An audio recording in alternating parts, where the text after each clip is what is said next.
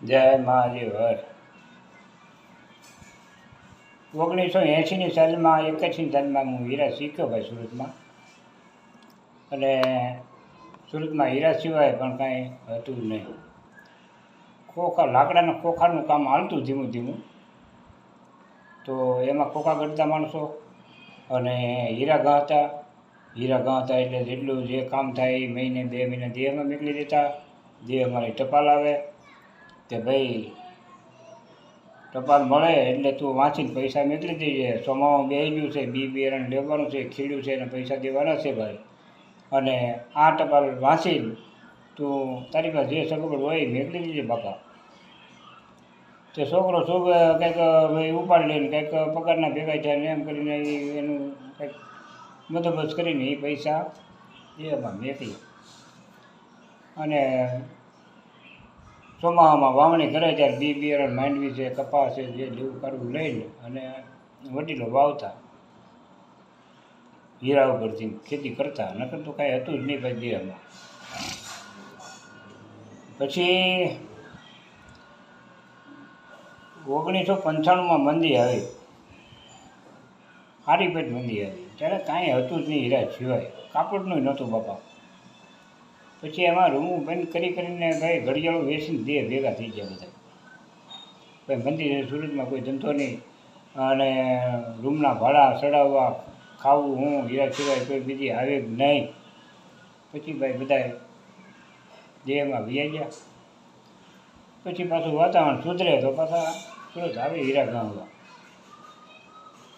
પછી પાછા બધા સુરત ગામમાં આવે પાછા વર્ષ 2 વર્ષ હરખી પાછી મંદી આવે. પાછા બધા દેહમાં ભાગી જાય રૂમો હકેલીને. એવું મારા વખતમાં 3-4 વાર એવું બન્યું. મેં 3 વાર રૂમ બંધ કરી, 3 વાર મંદી આવી. હીરા સિવાય કોઈ વસ્તુ નહીં. અને 2000ની સાલમાં પણ રૂમ બંધ કરીને દેહમાં વયો ગયો. પછી કંટાળી ગયો ભાઈ મારે હવે સુરત જવું નથી. અને પહેલાં એવું હતું મકાન હતા ને કોકને બધાને બહુ ઓલું કે ભાઈ અમે અમારા મકાનવાળા છીએ.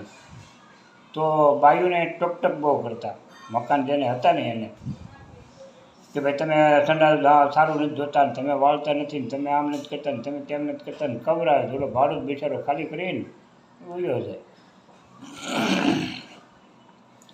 મારે એવું 2-3 વાર બન્યું તો હું કંટાળીને જે ભેગો થઈ ગયો. મેં મારે સુરત હવે રહેવું જ નથી. જે ભેગો થઈ ગયો કંટાળી ગયો. પછી 2000ની સાલ પછી મોવાની અંદર 15 વર્ષ અમે રહ્યા ત્યાં. છોકરા મારા નાના છોકરા મારા મોટો છોકરો કામે સીડ્યો અને પછી એને કીધું બાપા તમે સુરત વી આવો, રૂમ ચાલુ કરી દઈએ. મામાને ઘેરે જમતો છોકરો, નાની પતરાવાળી રૂમ.